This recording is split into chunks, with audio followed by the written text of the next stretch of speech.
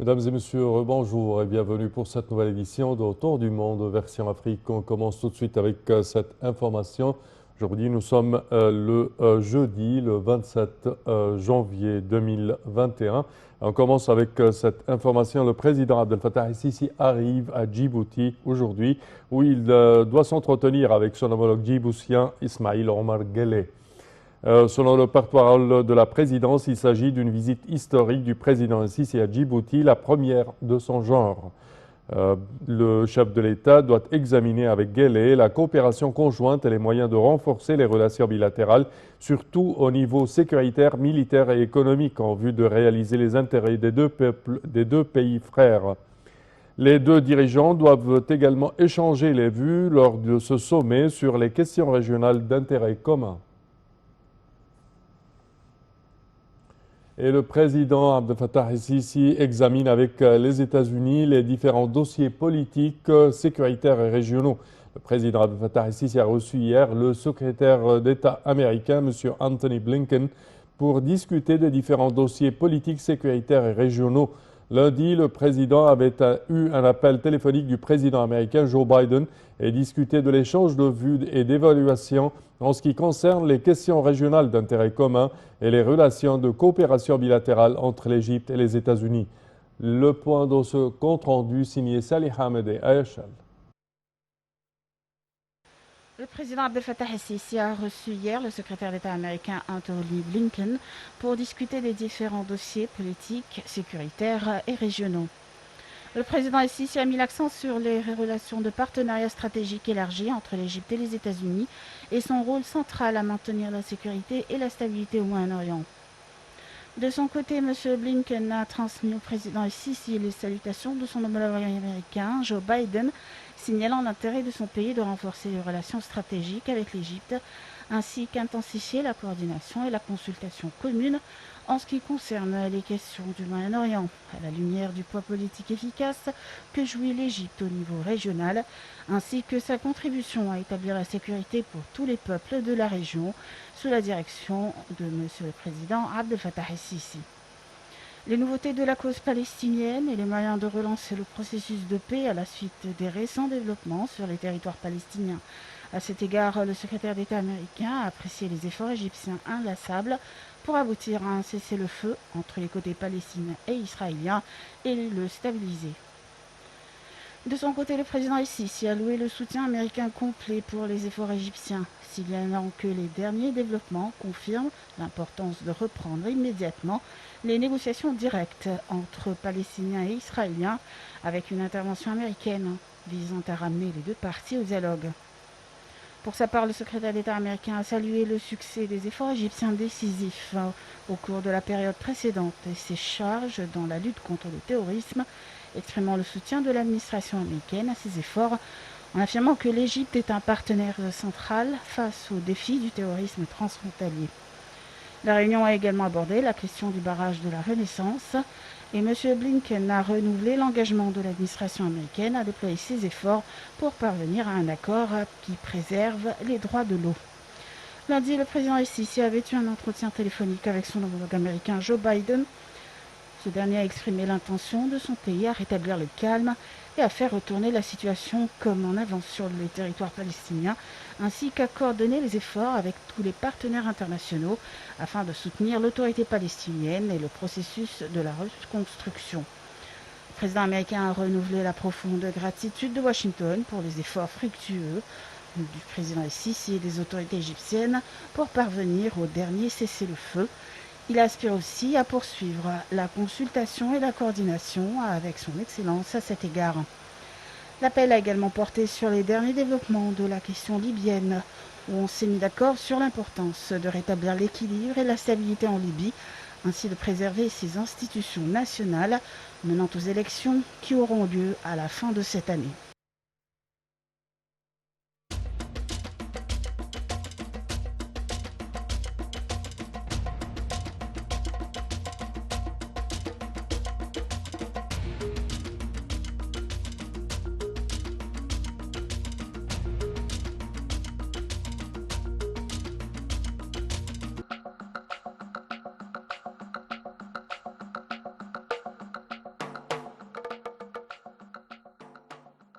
Et pour plus de détails sur ce sujet, mesdames et messieurs, nous avons le plaisir d'accueillir au bout du fil Dr Hassam Abdel Fattah, qui est analyste politique. Bonjour, Dr Hassam.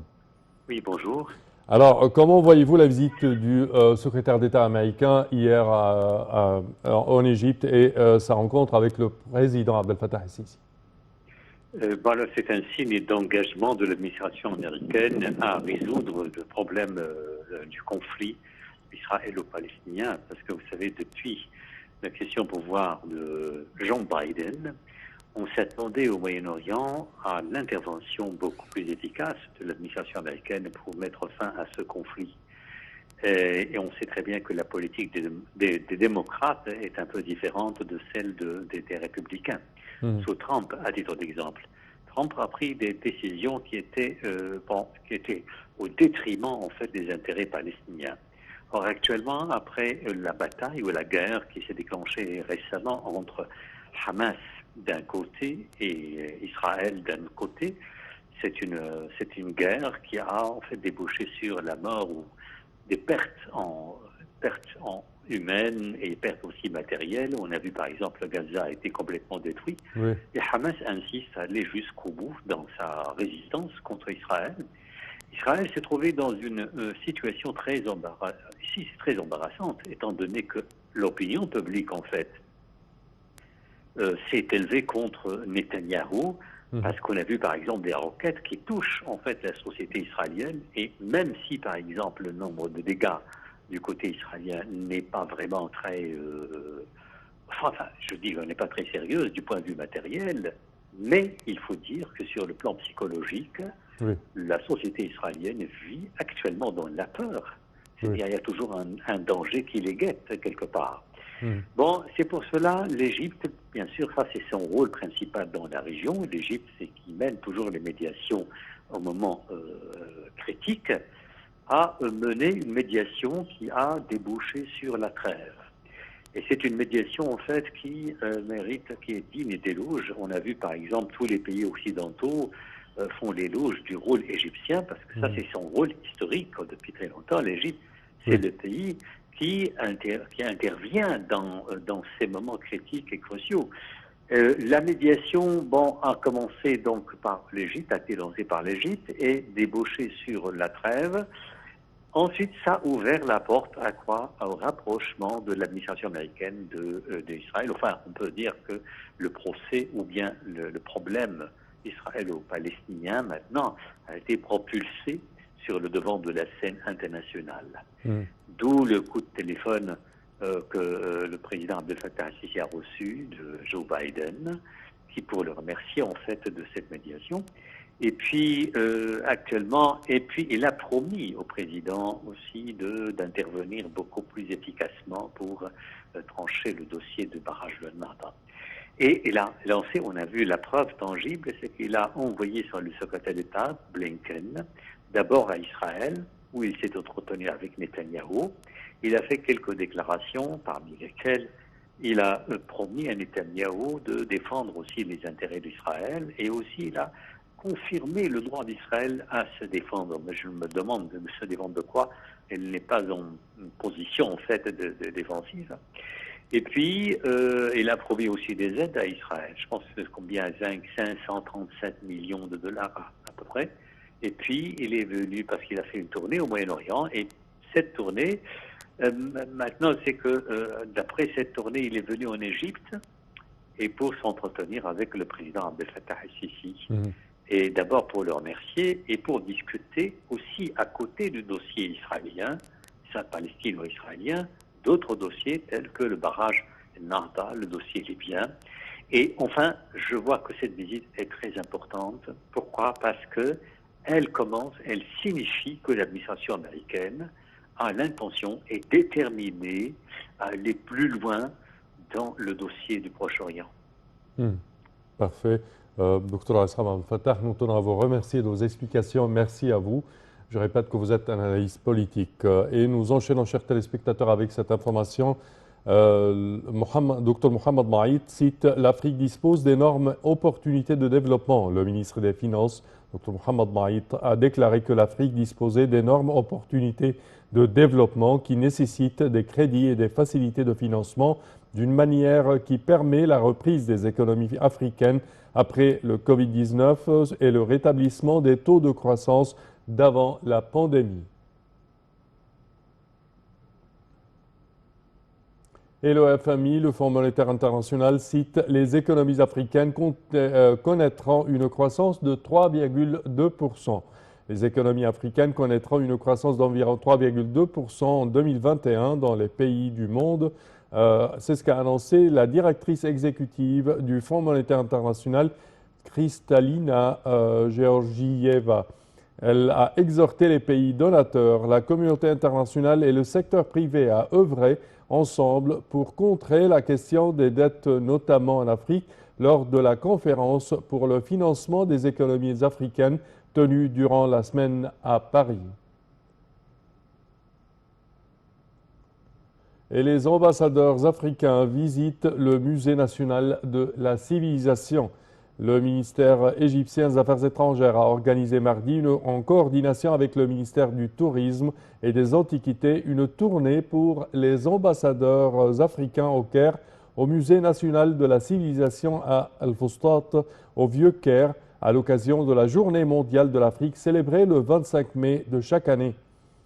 Dans un mot de circonstance, le ministre adjoint des Affaires étrangères pour l'Afrique, Hamdi Louza, a mis en exergue les efforts assidus déployés par le Caire pour conforter l'action africaine commune, consolider la coopération avec les pays du continent ainsi que son rôle au sein de l'Union africaine. Il a ajouté que l'Égypte poursuivait son action en ce sens en vue de répondre aux aspirations des peuples du continent noir.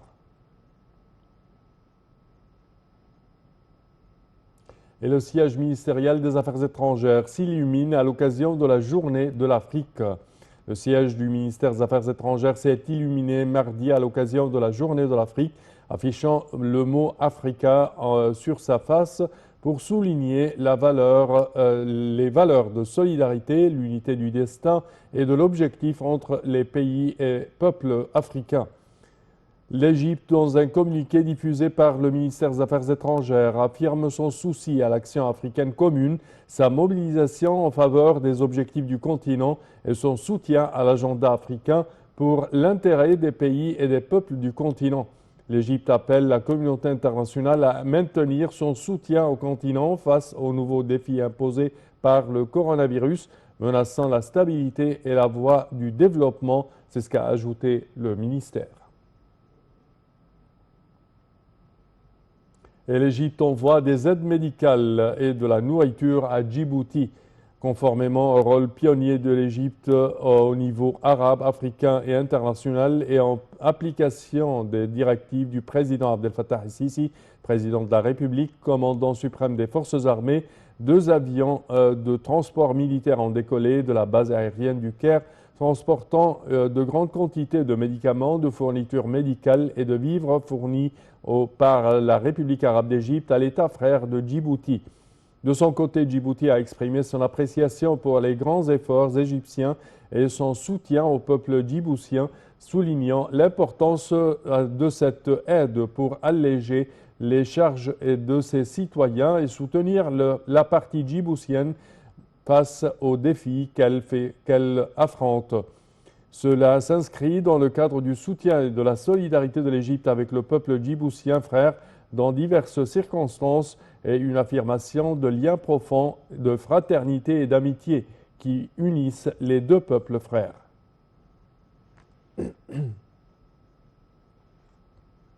Et nous enchaînons, chers téléspectateurs, avec cette information du Mali, démission du président Bandao et du Premier ministre de transition. Le président Bandao et le Premier ministre Mokhtar Ouane ont annoncé hier leur démission. La délégation de la Troïka, composée des représentants de la CEDEAO, de l'Union africaine et de l'ONU, était à Kati où se trouvaient les 2 dirigeants maliens depuis leur arrestation. Les 2 dirigeants maliens ont reçu hier la visite d'une délégation de la CEDEAO, de l'Union africaine et de la MINUSMA, conduite par le médiateur de la CEDEAO, Goodluck Jonathan. Cette équipe de médiation cherche depuis mardi à trouver une issue à la crise que traverse le Mali depuis le nouveau coup d'aide militaire du CNSP. Ceci conclut, chers téléspectateurs, notre édition d'aujourd'hui. Nous tenons à vous remercier de votre attention. Merci à vous et à la prochaine.